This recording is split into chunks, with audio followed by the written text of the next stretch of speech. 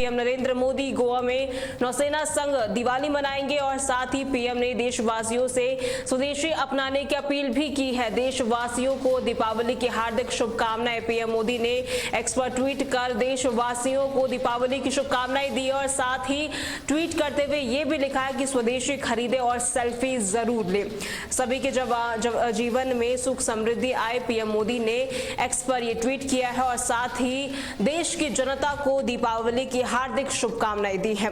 प्रधानमंत्री नरेंद्र मोदी ने इस साल की दीपावली गोवा में भारतीय नौसेना के जाबाज जवानों के साथ मनाने का फैसला लिया है।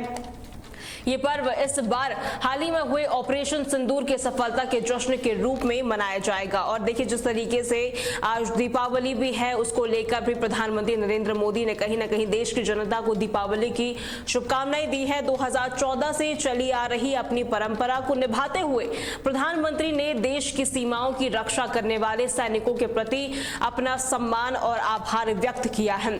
इस मौके पर प्रधानमंत्री नरेंद्र मोदी ने देशवासियों को दीपावली की हार्दिक शुभकामनाएं दी है और उनसे स्वदेशी उत्पाद अपनाने की भावुक अपील भी की है। देखिए, प्रधानमंत्री नरेंद्र मोदी जब भी देश को संबोधित करते हैं तो ट्वीट करते हैं तो यहाँ पर स्वदेशी चीजों को अपनाने की कहीं ना कहीं जिक्र भी करते हैं, अपील भी करते हैं। उन्होंने कहा है कि सभी देशवासी स्वदेशी खरीदे और उनकी सेल्फी सोशल मीडिया पर जरूर साझा करें। ये ट्वीट हम आपको दिखा रहे हैं, प्रधानमंत्री नरेंद्र मोदी की ओर से किया गया है।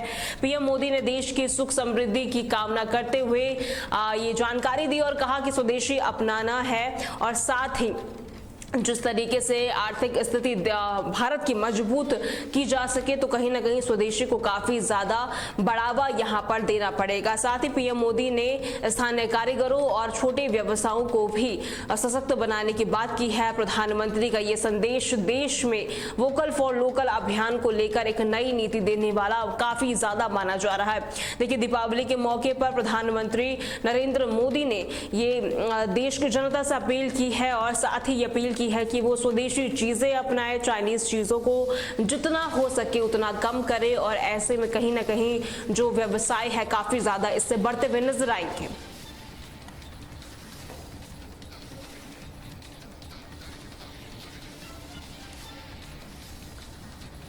देहरादून की ओर रुख करते हैं, जहां से इस वक्त की बड़ी अपडेट हम तक पहुंच रही है। बता दें, पूर्व सीएम हरीश रावत से मुख्यमंत्री पुष्कर सिंह धामी मिलने पहुंचे हैं। डिफेंस कॉलोनी स्थित आवास पर पहुंचे हैं सीएम और साथ ही मुख्यमंत्री ने दीपावली की शुभकामनाएं देश की जनता को दी है। ये तस्वीर हम आपको दिखा रहे हैं, जहां पर हरीश रावत के शीघ्र स्वस्थ होने की कामना भी की गई है। डिफेंस कॉलोनी स्थित आवास पहुंचे हैं सीएम धामी।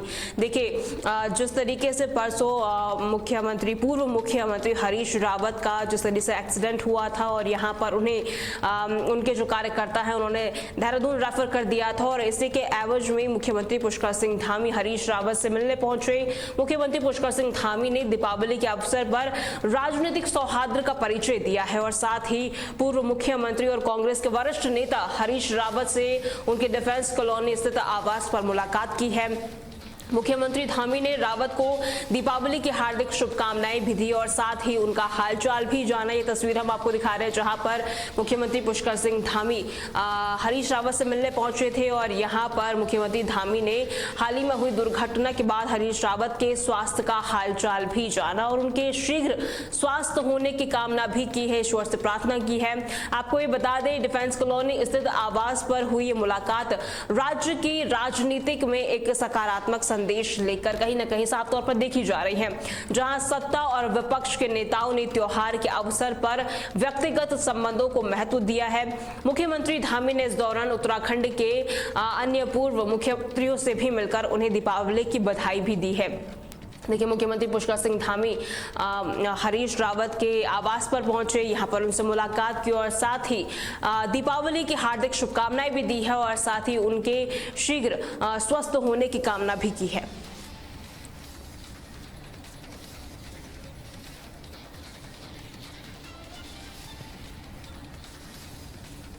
वहीं अयोध्या के दौरे पर आज मुख्यमंत्री योगी आदित्यनाथ रहने वाले हैं, जहां पर दर्शन के लिए राम मंदिर भी पहुंचे हैं सीएम।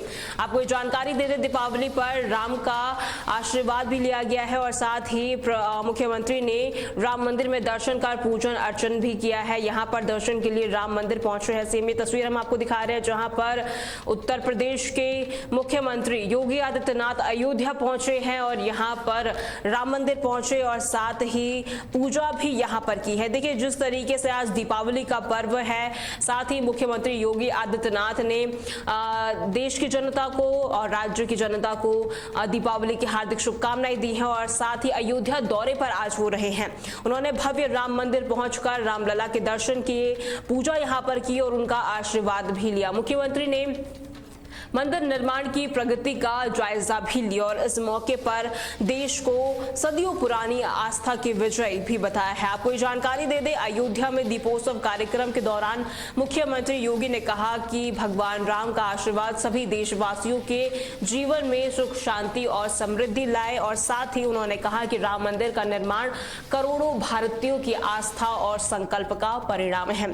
देखिए दीपावली है और अयोध्या में दीपावली को भव्य तरीके से मनाया जाता है, जहां पर 28 लाख दिए आज जलाए जाएंगे। कहीं ना कहीं जगमग होती हुई अयोध्या नगरी दिखाई देगी और ऐसे में लक्ष्य भी रखा गया है और इस दौरान सीएम योगी भी अयोध्या पहुंचे हैं। यहां पर रामलला के दर्शन करने के लिए पहुंचे, पूजा अर्चना उन्होंने की और साथ ही देश की जनता को संबोधित भी किया, जहां पर उन्होंने राम भक्तों पर जिस तरीके से उन्होंने संबोधन किया था, ये भी कहा था कि राम भक्तों पर गोलियां चलाई गई थी, आज हम वही हैं, दीप जला रहे हैं। और ऐसे में देखिए भव्य त्योहार आज देश मना रहा है और ऐसे में अयोध्या नगरी भी दीपों से जगमग उठी है और ऐसे में 28 लाख से ज्यादा दिए आज जलाई जाएंगे, जिससे अयोध्या नगरी काफी ज्यादा पावन नजर आएगी। और अयोध्या दौरे पर मुख्यमंत्री योगी आदित्यनाथ पहुंचे हैं और यहां पर तमाम कार्यक्रमों में शामिल होंगे और साथ ही देखिए दर्शन पूजन उन्होंने कर लिया और यहां पर जो आगे का सीएम योगी का काम रहने वाला है उसको लेकर यहां पर काम किया जाएगा। और मुख्यमंत्री ने राम मंदिर में दर्शन पूजन अब कर लिया है और आगे जिस तरीके से अयोध्या में वो हैं और यहां पर तमाम जो कार्यक्रम हैं उनमें शिरकत करेंगे और साथ ही जिस तरीके से अभी तक का काम किया गया है उसको लेकर भी यहां पर बातचीत की जाएगी।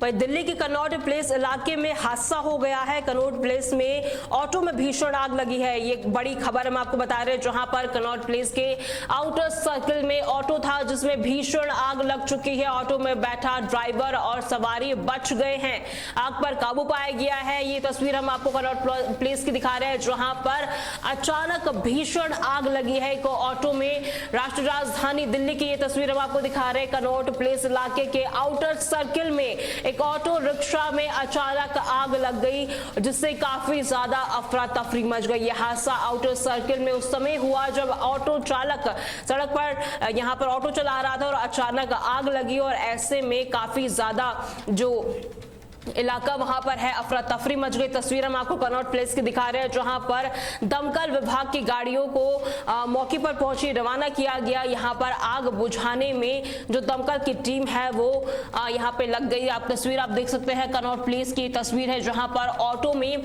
अचानक भीषण आग लगी है। आपको ये जानकारी दे दे, ऑटो चालक ने ऑटो से कूदकर अपनी जान बचाई है और साथ ही जो सवारी भी थी उन्होंने भी कूदकर अपनी जान बचाई है। आपको अभी तक जो जानकारी सामने आ रही है, शॉर्ट सर्किट इसका कारण बताया जा रहा है, लेकिन कहीं ना कहीं ऑटो बुरी तरीके से जल चुकी है। पुलिस ने मामला दर्ज कर लिया है और साथ ही जिस तरीके से आगे की कार्रवाई है वो की जाएगी। देखिए तस्वीर हम आपको दिखा रहे हैं कनॉट प्लेस की, जैसे ही ऑटो में शॉर्ट सर्किट कारण बताया जा रहा है कि शॉर्ट सर्किट की वजह से आग लगी है। कनॉट प्लेस की तस्वीर है जहां पर ऑटो ड्राइवर उसने छलांग लगाकर ऑटो से अपनी जान बचाई और साथ ही जो सवारी भी उसमें मौजूद थे उन्होंने भी कूदकर अपनी जान बचाई है। और दमकल विभाग की गाड़ियों को सूचना दी गई, मौके पर पहुंचे। आप तस्वीर देख सकते हैं जहां पर वो आग बुझाने में जुटे हुए हैं। हालांकि जो जानकारी सामने आ रही है, हालांकि अभी तक किसी के हताहत होने की सूचना नहीं है, लेकिन कहीं ना कहीं शॉर्ट सर्किट इसका एक बड़ा रीजन बताया जा रहा है।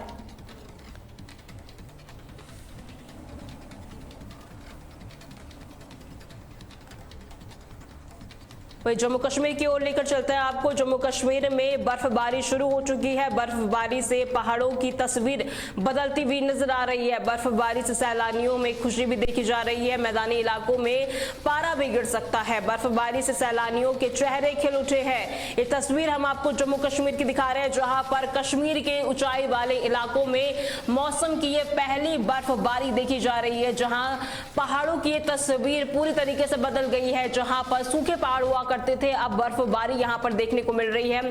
श्रीनगर, गुलमार्ग और कुपवाड़ा सहित अन्य उच्च पर्वतीय क्षेत्र जो है, वहां पर बर्फ की सफेद चादर काफी ज्यादा ढक चुकी है। इस ताजा तस्वीर में आप देख सकते हैं, जहां पर बर्फबारी से स्थानीय लोगों और सैलानियों के चेहरे भी खिल उठे हैं। पर्यटक बर्फबारी का आनंद ले रहे हैं और यहाँ का जो दृश्य है काफी ज्यादा आकर्षित कर रहा है। हालांकि इस बर्फबारी का असर अब मैदानी इलाकों में भी देखने को मिलेगा। मौसम विभाग के अनुसार पहाड़ों पर हुई बर्फबारी के चलते अब मैदानी इलाकों में पारा भी तेजी से गिर सकता है। गिरावट यहां पर आ सकती है। कड़ाके की ठंड की शुरुआत भी होने शुरू हो गई है। मौसम विभाग ने अगले कुछ दिनों तक जम्मू कश्मीर, हिमाचल प्रदेश और उत्तराखंड के कुछ हिस्सों में बर्फबारी की संभावना भी जताई है। बूंदाबांदी की संभावना भी जताई गई है। अलर्ट जारी किया गया है। ये तस्वीर हम आपको सीधा जम्मू कश्मीर से दिखा रहे हैं, जहां पर बर्फबारी होनी शुरू हो गई है। मैदानी इलाकों में पारा भी गिर सकता है, क्योंकि ऊंचाई वाले क्षेत्रों में बर्फबारी होनी शुरू हो गई है। मोटी मोटी परतें जो बर्फ की है, आप तस्वीरों में देख सकते हैं कितना खूबसूरत जम्मू कश्मीर का ये दृश्य लग रहा है, जहां पर जो मोटी मोटी परतें हैं बर्फों की, उसने पूरा घेर लिया है यहाँ पर। और सैलानियों के चेहरे भी काफी ज्यादा खिलते हुए नजर आ रहे हैं। देखिए, जम्मू कश्मीर में काफी ज्यादा सैलानी पहुंचते हैं, यहाँ पर पर्यटक पहुंचते हैं, और ऐसे में जब बर्फबारी जम्मू कश्मीर में होती है तो काफी ज्यादा वो जो दृश्य होता है काफी ज्यादा आकर्षित करता है। और ऐसे में बर्फबारी होनी शुरू हो गई है तो पर्यटक में भी काफी ज्यादा यहाँ पर बढ़ोतरी देखी जा रही है। पर्यटन भी काफी ज्यादा बढ़ सकता है। और जैसे ही बर्फबारी पहाड़ी क्षेत्रों में होनी शुरू हुई है, निचले इलाकों में पारा भी गिर सकता है। कड़ाके की ठंड भी इस बार पड़ सकती है। और साथ ही मौसम विभाग ने हिमाचल प्रदेश, उत्तराखंड में भी अलर्ट जारी कर दिया है बारिश बर्फबारी को लेकर।